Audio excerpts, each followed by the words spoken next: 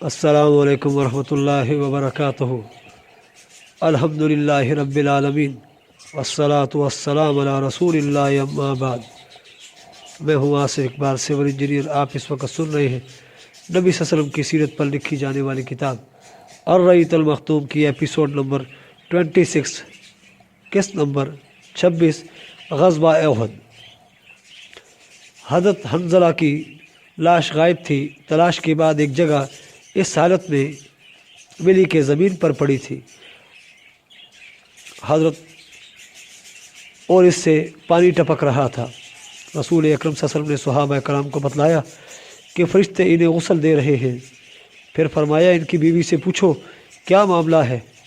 ان کی بیوی سے دریافت کیا گیا تو انہوں نے واقعہ بتایا۔ یہی سے حضرت حنظلہ رضی اللہ تعالیٰ عنہ کا نام غسیل الملائکہ، فرشتوں کے غسل دیے ہوئے پڑ گیا۔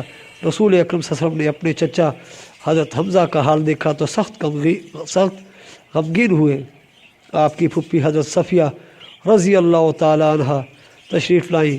وہ بھی اپنے بھائی حضرت حمزہ کو دیکھنا چاہتی تھی، لیکن رسول اکرم صلی اللہ علیہ وسلم نے ان کے صاحبزادے حضرت زبیر سے کہا کہ انہیں واپس لے جائیں، وہ اپنے بھائی کا حال دیکھ نہ لیں۔ مگر حضرت صفیہ رضی اللہ تعالیٰ عنہ نے کہا آخر ایسا کیوں؟ مجھے معلوم ہو چکا ہے کہ میرے بھائی کا مسئلہ کیا گیا ہے، لیکن یہ اللہ کی راہ میں، اس لیے جو کچھ ہوا ہم اس پر پوری طرح راضی ہیں۔ میں ثواب سمجھتے ہوئے انشاءاللہ ضرور صبر کروں گی۔ اور اس کے بعد حضرت حمزہ کے پاس آئی، انہیں دیکھا، ان کے لیے دعا کی، انا للہ پڑھی اور اللہ سے مغفرت مانگی۔ پھر رسول اکرم صلی اللہ علیہ وسلم نے حکم دیا کہ انہیں حضرت عبداللہ بن جاش کے ساتھ دفن کر دیا جائے۔ وہ حضرت حمزہ رضی اللہ تعالیٰ کے بھانجے بھی تھے اور رضائی بھائی بھی تھے۔ حضرت ابن مسعود رضی اللہ تعالیٰ کا بیان ہے کہ رسول اللہ صلی اللہ علیہ وسلم حضرت حمزہ بن عبد المطلب پر جس طرح روئے، اس سے بڑھ کر روتے ہوئے ہم نے آپ صلی اللہ علیہ وسلم کو کبھی نہیں دیکھا۔ آپ صلی اللہ علیہ وسلم نے انہیں قبلے کی طرف رکھا، پھر ان کے جنازے پر کھڑے ہوئے اور اس طرح روئے کہ آواز بلند ہو گئی۔ در حقیقت شہداء کا منظر تھا ہی بڑا دلدوز اور زہرہ گداز۔ چنانچہ حضرت خباب بن ارت رضی اللہ تعالیٰ عنہ کا بیان ہے کہ حضرت حمزہ رضی اللہ تعالیٰ کے لیے ایک سیاہ دھاریوں والی چادر کے سوا کوئی کفن نہ مل سکا۔ یہ چادر سر پر ڈالی جاتی تو پاؤں کھل جاتے اور پاؤں پر ڈالی جاتی تو سر کھل جاتا۔ بالآخر چادر سے سر ڈھک دیا گیا اور پاؤں پر اصغر گھاس ڈال دی گئی۔ حضرت عبدالرحمن بن عوف رضی اللہ تعالیٰ کا بیان ہے کہ مصعب بن عمیر رضی اللہ تعالیٰ کی شہادت واقع ہوئی اور وہ مجھ سے بہتر تھے، تو انہیں ایک چادر کے اندر کفنایا گیا۔ حالت یہ تھی کہ اگر ان کا سر ڈھانکا جاتا تو پاؤں کھل جاتے اور پاؤں ڈھانکے جاتے تو سر کھل جاتا۔ ان کی یہی کیفیت حضرت خباب نے بھی بیان کی ہے اور اتنا مزید اضافہ فرمایا ہے۔ اس کیفیت کو دیکھ کر نبی کریم صلی اللہ علیہ وسلم نے ہم سے فرمایا کہ چادر سے ان کا سر ڈھانک دو اور پاؤں پر اصغر ڈال دو۔ رسول اللہ صلی اللہ علیہ وسلم اللہ عز و جل کی حمد و ثنا کرتے اور اس سے دعا فرماتے ہیں۔ امام احمد کی روایت ہے کہ احد کے روز جب مشرکین واپس چلے گئے تو رسول اللہ صلی اللہ علیہ وسلم نے صحابہ اکرام سے فرمایا برابر ہو جاؤ، ذرا میں اپنے رب عز و جل کی ثنا کروں۔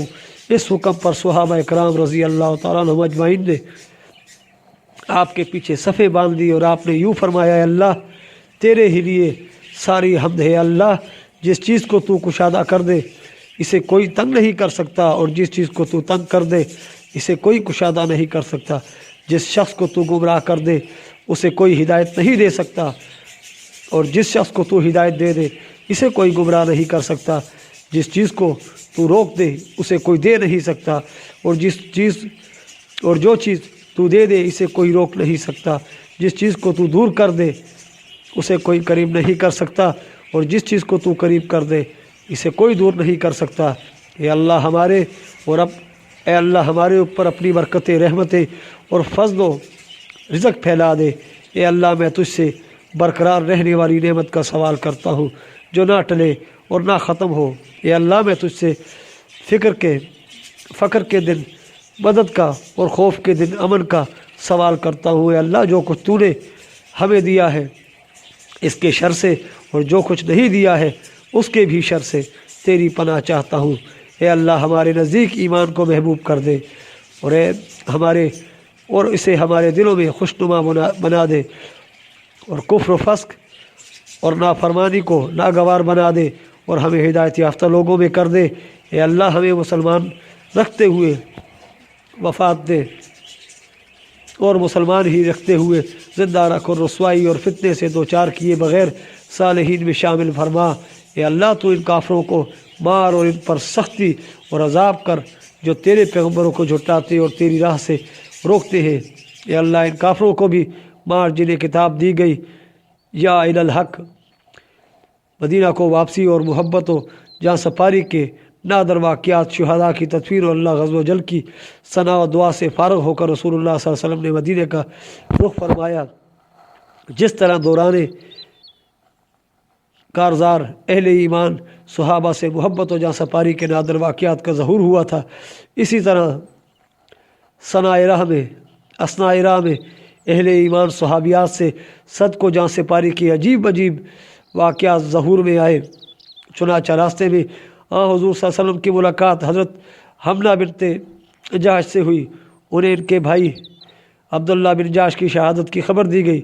उन्होंने इन्ना लिल्लाह पढ़ी और दुआए मग़फ़िरत की। फिर इनके मामू हज़रत हमज़ा बिन अब्दुल मुत्तलिब की शहादत की खबर दी गई। उन्होंने फिर इन्ना लिल्लाह पढ़ी और दुआए मग़फ़िरत की। इसके बाद इनके शोहर हज़रत मुसअब बिन उमैर की शहादत की खबर दी गई तो तड़प कर चीख उठी और धाड़ मार कर रोने लगी। रसूलुल्लाह अकरम सल्लल्लाहु अलैहि वसल्लम ने फरमाया, औरत का शोहर इसके यहाँ एक खुसूसी दर्जा रखता है। इस तरह आप सल्लल्लाहु अलैहि वसल्लम का गुज़र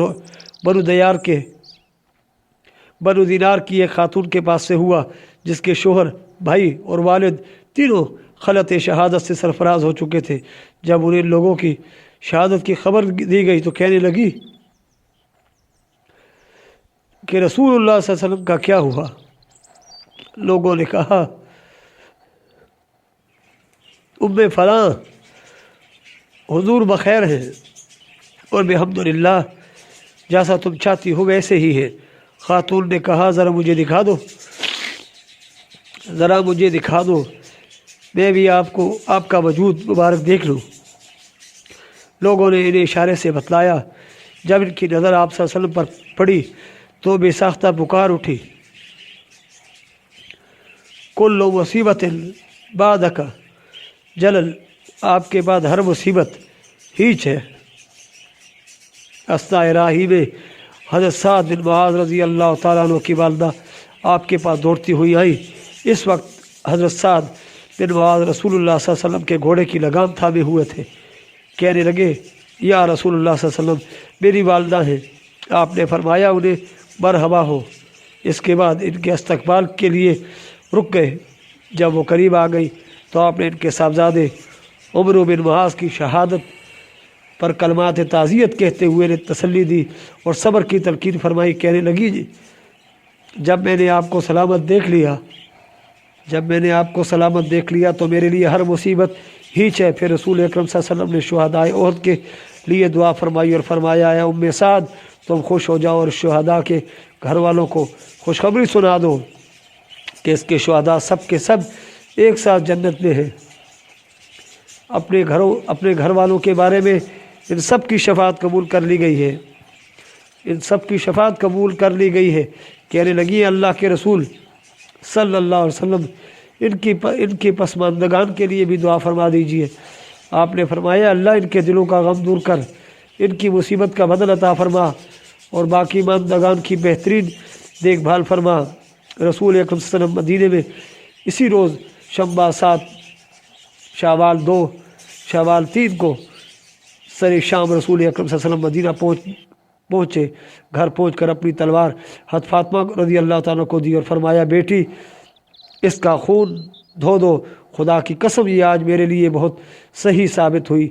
फिर हज़रत अली रज़ी अल्लाह तआला ने भी तलवार लपकाई और फरमाया, इसका भी खून धो दो। वल्लाह ये भी आज बहुत सही साबित हुई। इस पर रसूल अकरम सल्लल्लाहु अलैहि वसल्लम ने फरमाया, अगर तुमने बेलाग जंग की है तो तुम्हारे साथ सहल बिन हुनैफ और अबू दजाना ने भी बेलाग जंग की है। बेशतर रवायतें मुत्तफ़िक है کہ مسلمان شہداء کی تعداد 70 تھی، جس میں بھاری اکثریت انصار کی تھی، یعنی ان کے 65 آدمی شہید ہوئے تھے، 41 خزرج سے اور 24 اوس سے، ایک آدمی یہود سے قتل ہوا تھا، اور مہاجرین شہداء کی تعداد صرف 4 تھی، باقی رہے مشرکین کے مقتولین۔ تو ابن اسحاق کے بیان کے مطابق ان کی تعداد 22 تھی، لیکن اصحاب مغازی اور اہل سیر نے اس مارکے کی جو تفصیلات ذکر کی ہے اور جن میں ضمن جنگ کے مختلف مرحلوں میں قتل ہونے والے مشرکین کا تذکرہ آیا ہے، ان پر گہری نظر رکھتے ہوئے وقت پسندی کے ساتھ حساب لگایا تو یہ تعداد 22 نہیں بلکہ 37 ہوتی ہے۔ واللہ عالم۔ مسلمانوں نے مارکہ احد سے واپس آ کر 8 شوال 3 ہجری شنبہ و یکشنبہ کی درمیانی رات ہنگامی حالت میں گزاری۔ جنگ نے انہیں چور چور کر رکھا تھا۔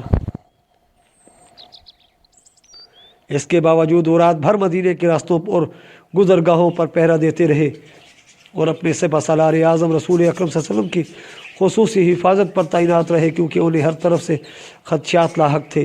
ادھر رسول اللہ صلی اللہ علیہ وسلم نے پوری رات جنگ سے پیدا شدہ صورتحال پر غور کرتے ہوئے گزاری۔ آپ کو اندیشہ تھا کہ اگر مشرکین نے سوچا کہ میدان جنگ میں اپنا پلہ بھاری رہتے ہوئے بھی ہم نے کوئی فائدہ نہیں اٹھایا تو یقیناً ندامت ہوگی اور وہ راستے سے پلٹ کر مدینے پر دوبارہ حملہ کریں گے۔ اس لیے آپ نے فیصلہ کیا کہ بہرحال مکی لشکر کا تعاقب کیا جانا چاہیے۔ چنانچہ اہل سیر کے بیان ہے کہ رسول اکرم صلی اللہ علیہ وسلم نے مارکہ احد کے دوسرے دن یعنی یکشنبہ 8 شوال 3 ہجری کو علی الصباح اعلان فرمایا کہ دشمن کے مقابلے کے لیے چلنا ہے، اور ساتھ ہی یہ بھی اعلان فرمایا کہ ہمارے ساتھ صرف وہی آدمی چل سکتا ہے جو مارکہ احد میں موجود تھا۔ تاہم عبداللہ بن ابی نے اجازت چاہی کہ آپ کا ہم رکاب ہو کر، مگر آپ نے اجازت نہ دی۔ ادھر جتنے مسلمان تھے اگرچہ زخموں سے چور، غم سے نڈھال اور اندیشہ و خوف سے دوچار تھے، لیکن سب نے بلا تردد سر اطاعت خم کر دیا۔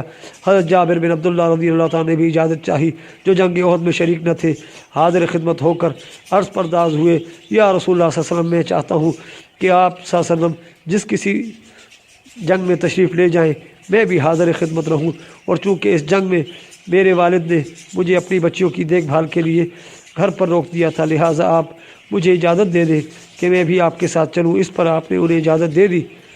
پروگرام کے مطابق رسول اکرم صلی اللہ علیہ وسلم مسلمانوں کو ہمراہ لے کر روانہ ہوئے اور مدینہ سے 8 میل دور ہمراہ الاسد پہنچ کر خیمہ زن ہوئے۔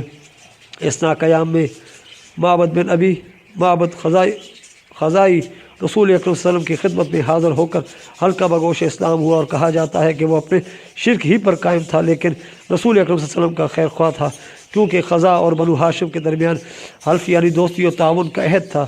بہر کیف اس نے کہا، اے محمد صلی اللہ علیہ وسلم، آپ کو اور آپ کے رفقا کو جو ذکر پہنچی ہے وہ واللہ ہم پر سخت گراں گزری ہے۔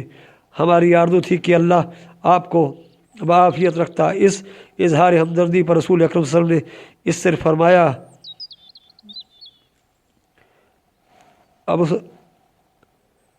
ابو نیان کے پاس جاؤ اور اس کی حوصلہ شکنی کرے۔ ادھر رسول اکرم صلی اللہ علیہ وسلم نے جو اندیشہ محسوس کیا تھا کہ مشرکین مدینہ کی طرف پلٹنے کی بات سوچیں گے، وہ بالکل برحق تھا۔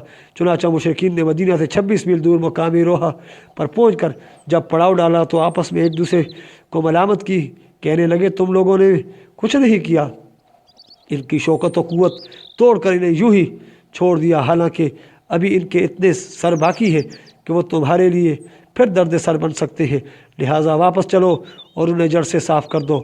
لیکن ایسا محسوس ہوتا ہے کہ یہ سطحی رائے تھی جو ان لوگوں کی طرف سے پیش کی گئی تھی، جنہیں فریقین کی قوت اور ان کے حوصلوں کا صحیح اندازہ نہ تھا۔ اس لیے ایک ذمہ دار افسر صفوان بن امیہ نے اس رائے کی مخالفت کی اور کہا، لوگوں ایسا نہ کرو، مجھے خطرہ ہے کہ جو مسلمان غزوہ احد میں نہیں آئے تھے وہ بھی تمہارے خلاف جمع ہو جائیں گے، لہٰذا اس حالت میں واپس چلو کہ فتح تمہاری ہے، ورنہ مجھے خطرہ ہے کہ مدینے پر پھر چڑھائی کرو گے تو گردش میں پڑ جاؤ گے۔ لیکن بھاری اکثریت نے رائے قبول نہ کی اور فیصلہ کیا کہ مدینے واپس چلیں گے، لیکن ابھی پڑاؤ چھوڑ کر ابو سفیان اور اس کے فوجی ہلے نہ تھے کہ معبد بن ابی معبد خزائی پہنچ گیا۔ ابو سفیان کو معلوم نہ تھا کہ یہ مسلمان ہو گیا۔ اس نے پوچھا معبد پیچھے کی کیا خبر ہے؟ معبد نے پروپیگنڈا کا سخت اعصابی حملہ کرتے ہوئے کہا محمد صلی اللہ علیہ وسلم اپنے ساتھیوں کو لے کر تمہارے طاقوں میں نکل چکے ہیں۔ ان کی جمعیت اتنی بڑی ہے کہ میں نے ویسی جمعیت کبھی نہیں دیکھی۔ سارے لوگ تمہارے خلاف غصے سے کباب ہوئے جا رہے ہیں۔ احد میں پیچھے رہ جانے والے بھی آ گئے ہیں۔ وہ کچھ ضائع کر چکے اس پر سخت نادم ہے۔ تمہارے خلاف اس قدر بھڑکے ہوئے ہیں کہ میں نے اس کی مثال دیکھی ہی نہیں۔ ابو سفیان نے کہا ارے بھائی یہ کیا کہہ رہے ہو؟ معبد نے کہا واللہ میرا خیال ہے کہ تم کود کرنے سے پہلے گھوڑوں کی پیشانیاں دیکھ لو گے یا لشکر کا ہر اول دستہ ٹیلے کے پیچھے نمودار ہو جائے گا۔ ابو سفیان نے کہا واللہ ہم نے فیصلہ کیا ہے کہ ان پر پلٹ کر حملہ کریں گے اور ان کی جڑ کاٹ کر رکھ دیں گے۔ معبد نے کہا ایسا نہ کرنا، میں تمہاری خیرخواہی کی بات کر رہا ہوں۔ یہ باتیں سن کر مکی لشکر کے حوصلے ٹوٹ گئے، ان پر گھبراہٹ اور رعب طاری ہو گیا اور انہیں اسی میں عافیت نظر آئی کہ مکے کی جانب اپنی واپسی جاری رکھے۔ البتہ ابو سفیان نے اسلامی لشکر کو تعاقب سے باز رکھنے اور اس طرح دوبارہ مسلح ٹکراؤ سے بچنے کے لیے پروپیگنڈا کا ایک جوابی اعصابی حملہ کیا، جس کی صورت یہ ہوئی کہ ابو سفیان کے پاس سے قبیلہ عبد القیس کا ایک قافلہ گزرا۔ ابو سفیان نے کہا کیا آپ لوگ میرا ایک پیغام محمد صلی اللہ علیہ وسلم کو پہنچا دیں گے؟ میرا وعدہ ہے کہ اس کے بدلے جب آپ لوگ مکہ آئیں گے تو اوقاس کے بازار میں آپ لوگوں کو اتنی کشمش دوں گا کہ جتنی آپ کی یہ اٹھی اٹھا سکے گی۔ ان لوگوں نے کہا جی ہاں۔ ابو سفیان نے کہا محمد صلی اللہ علیہ وسلم کو یہ خبر پہنچا دے کہ ہم نے ان کی اور ان کے رفقا کی جڑ کاٹ دینے کے لیے دوبارہ پلٹ کر حملہ کرنے کا فیصلہ کیا ہے۔ اس کے بعد جب یہ قافلہ ہمراہ الاسد میں رسول اکرم صلی اللہ علیہ وسلم اور صحابہ اکرام کے پاس سے گزرا تو اس نے ان سے ابو سفیان کا پیغام کہہ سنایا اور کہا کہ لوگ تمہارے خلاف جمع ہیں، ان سے ڈرو۔ مگر ان کی باتیں سن کر مسلمانوں کے ایمان میں اور اضافہ ہو گیا اور انہوں نے کہا حسبنا اللہ و نعم الوکیل، اللہ ہمارے لیے کافی ہے اور وہ بہترین کارساز ہے۔ اس ایمانی قوت کی بدولت وہ لوگ اللہ کی نعمت اور فضل کے ساتھ پلٹے، انہیں کسی برائی نے نہ چھوا اور انہوں نے اللہ کی رضامندی کی پیروی کی اور اللہ بڑے فضل والا ہے۔ رسول اکرم صلی اللہ علیہ وسلم اتوار کے دن ہمراہ الاسد تشریف لے گئے تھے۔ دوشنبہ، منگل، بدھ یعنی 9، 10، 11 شوال 3 ہجری تک وہیں مقیم رہے۔ اس کے بعد مدینہ واپس آئے۔ مدینہ واپسی سے پہلے ابو عزا حجمی آپ صلی اللہ علیہ وسلم کی گرفت میں آ گیا۔ یہ وہی شخص ہے جسے بدر میں گرفتار کیا جانے کے بعد اس کی فکر اور لڑکیوں کی کثرت کے سبب اس شرط پر بلا عوض چھوڑ دیا گیا تھا کہ وہ رسول اکرم صلی اللہ علیہ وسلم کے خلاف کسی تعاون نہیں کرے گا، لیکن اس شخص نے وعدہ خلافی اور عہد شکنی کی اور اپنے اشعار کے ذریعہ نبی کریم صلی اللہ علیہ وسلم اور صحابہ کرام کے خلاف لوگوں کے جذبات کو برانگیختہ کیا، جس کا ذکر پچھلے صفحات میں آ چکا ہے۔ پھر مسلمانوں کے خلاف لڑنے کے لیے خود بھی جنگ احد میں آیا۔ جب یہ گرفتار کر کے رسول اکرم صلی اللہ علیہ وسلم کی خدمت میں لایا گیا تو کہنے لگا محمد میری لغزش سے درگزر کرو، مجھ پر احسان کرو اور میری بچیوں کی خاطر مجھے چھوڑ دو۔ میں عہد کرتا ہوں کہ اب دوبارہ ایسی حرکت نہیں کروں گا۔ نبی کریم صلی اللہ علیہ وسلم نے فرمایا اب یہ نہیں ہو سکتا کہ تم مکے جا کر اپنے رخسار پر ہاتھ پھیرو اور کہو کہ میں نے محمد صلی اللہ علیہ وسلم کو 2 مرتبہ دھوکہ دیا۔ مومن ایک سوراخ سے 2 مرتبہ نہیں ڈسا جاتا۔ اس کے بعد حضرت زبیر رضی اللہ عنہ یا حضرت عاصم بن ثابت کو حکم دیا اور انہوں نے اس کی گردن مار دی۔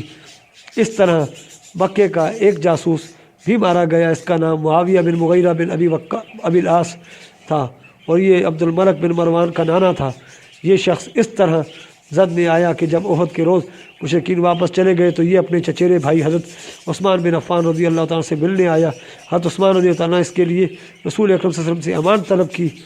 آپ نے اس شرط پر امان دے دی کہ اگر وہ 3 روز کے بعد پایا گیا تو قتل کر دیا جائے گا۔ لیکن جب مدینہ اسلامی لشکر سے خالی ہو گیا تو یہ شخص قریش کی جاسوسی کے لیے 3 دن سے زیادہ ٹھہر گیا اور جب لشکر واپس آیا تو بھاگنے کی کوشش کی۔ رسول اکرم صلی اللہ علیہ وسلم نے حضرت زید بن حارثہ اور حضرت عمار بن یاسر رضی اللہ تعالیٰ عنہما کو حکم دیا اور انہوں نے اس شخص کا تعاقب کر کے اسے تہہ تیغ کر دیا۔ غزوہ ہمراہ الاسد کا ذکر اگرچہ ایک مستقل نام سے کیا جاتا ہے مگر یہ در حقیقت کوئی مستقل غزوہ نہ تھا بلکہ غزوہ احد ہی کا جزو و تمتمہ اور اسی کے صفات میں سے ایک صفحہ تھا۔ یہ ہے غزوہ احد۔ اپنے تمام مراحل اور جملہ تفصیلات سمیت اس غزوے کے انجام کے بارے میں بڑی طویل پیسے کی گئی ہے کہ آیا اسے مسلمانوں کی شکست سے تعبیر کیا جائے یا نہیں۔ جہاں تک حقائق کا تعلق ہے تو اس میں شبہ نہیں کہ جنگ کے دوسرے راؤنڈ میں مشرکین کو برتری حاصل تھی اور میدان جنگ انہی کے ہاتھ تھا۔ جانی نقصان بھی مسلمانوں ہی کا زیادہ ہوا اور زیادہ خوفناک شکل میں ہوا، اور مسلمانوں کا کم از کم ایک گروہ یقیناً شکست کھا کر بھاگا اور جنگ کی رفتار مکی لشکر کے حق میں رہی۔ لیکن ان سب کے باوجود بعض امور ایسے ہیں جن کی بنا پر ہم اسے مشرکین کی فتح سے تعبیر نہیں کر سکتے۔ ایک تو یہی بات قطعی طور پر معلوم ہے کہ مکی لشکر مسلمانوں کے کیمپ پر قابض نہیں ہو سکا تھا، اور مدنی لشکر کے بڑے حصے نے سخت اتھل پتھل اور بدنظمی کے باوجود فرار نہیں اختیار کیا تھا، بلکہ انتہائی دلیری سے لڑتے ہوئے اپنے سپہ سالار کے پاس جمع ہو گئے۔ نیز مسلمانوں کا پلہ اس حد تک ہلکا نہیں ہوا تھا کہ مکی لشکر ان کا تعاقب کرتا۔ علاوہ کوئی بھی مسلمان کافروں کی قید میں نہیں گیا، نہ کفار نے کوئی مال غنیمت حاصل کیا۔ پھر کفار جنگ کے تیسرے راؤنڈ کے لیے تیار نہیں ہوئے، حالانکہ اسلامی لشکر ابھی اپنے کیمپ ہی میں تھا۔ علاوہ کفار نے میدان جنگ میں 1 یا 2 دن یا 3 دن قیام نہیں کیا، حالانکہ اس زمانے میں فاتحین کا یہی دستور تھا اور فتح کی یہ ایک نہایت ضروری علامت تھی۔ مگر کفار نے فوراً واپسی کی راہ اختیار کی اور مسلمانوں سے پہلے ہی میدان جنگ خالی کر دیا۔ نیز انہیں بچے قید کرنے اور مال لوٹنے کے لیے مدینہ میں داخل ہونے کی جرت نہ ہوئی، حالانکہ یہ شہر چند ہی قدم کے فاصلے پر تھا اور فوج سے مکمل طور پر خالی اور ایک دم کھلا پڑا تھا، اور راستے میں کوئی رکاوٹ نہ تھی۔ ان ساری باتوں کا حاصل یہ ہے کہ قریش کو زیادہ سے زیادہ صرف یہ حاصل ہوا کہ انہوں نے ایک وقتی موقع سے فائدہ اٹھا کر مسلمانوں کو ذرا سخت قسم کی ذک پہنچا دی، ورنہ اسلامی لشکر کو نرغے میں لینے کے بعد اسے کلی طور پر قتل یا قید کر لینے کا جو فائدہ انہیں جنگی نقطہ نظر سے لازماً حاصل ہونا چاہیے تھا، اس میں وہ ناکام رہے، اور اسلامی لشکر قدر بڑے خسارے کے باوجود نرغہ توڑ کر نکل گیا۔ اور اس طرح کا خسارہ تو بہت سی دفعہ خود فاتحین کو برداشت کرنا پڑتا ہے، اس لیے اس معاملے کو مشرکین کی فتح سے تعبیر نہیں کیا جا سکتا، بلکہ واپسی کے لیے ابو سفیان کی عجلت اس بات کا غماز ہے کہ اسے خطرہ تھا کہ اگر جنگ کا تیسرا دور شروع ہو گیا تو اس کا لشکر سخت تباہی اور شکست سے دوچار ہو جائے گا۔ اس بات کی مزید تائید ابو سفیان کے اس موقف سے ہوتی ہے جو اس نے غزوہ ہمراء الاسد کے تئیں اختیار کیا تھا۔ ایسی صورت میں ہم اس غزوے کو کسی ایک فریق کی فتح اور دوسرے کی شکست سے تعبیر کرنے کے بجائے غیر فیصلہ کن جنگ کہہ سکتے ہیں، جس میں ہر فریق نے کامیابی اور خسارے سے اپنا اپنا حصہ حاصل کیا، پھر میدان جنگ سے بھاگے بغیر اور اپنے کیمپ کو دشمن کے قبضہ کے لیے چھوڑے بغیر لڑائی سے دامن کشی اختیار کر لی، اور غیر فیصلہ کن جنگ کہتے ہیں اسی جانب اللہ تعالیٰ کے اس ارشاد میں اشارہ نکلتا ہے۔ وَلَا تَهِنُوا فِي ابْتِغَاءِ الْقَوْمِ إِن تَكُونُوا تَعْلَمُونَ فَإِنَّهُمْ يَعْلَمُونَ كَمَا تَعْلَمُونَ وَتَرْجُونَ مِنَ اللَّهِ مَا لَا يَرْجُونَ۔ قوم مشرکین کے تعاقب میں ڈھیلے نہ پڑو، اگر تم علم محسوس کر رہے ہو تو تمہاری ہی طرح وہ بھی علم محسوس کر رہے ہیں، اور تم لوگ اللہ سے اس چیز کی امید رکھتے ہو جس کی وہ امید نہیں رکھتے۔ اس آیت میں اللہ تعالیٰ نے ضرر پہنچانے اور ضرر محسوس کرنے میں ایک لشکر کو دوسرے لشکر سے تشبیہ دی ہے، جس کا مفادیہ یہ ہے کہ دونوں فریق کے موقف متماثل تھے اور دونوں فریق اس حالت میں واپس ہوئے تھے کہ کوئی بھی غالب نہ تھا۔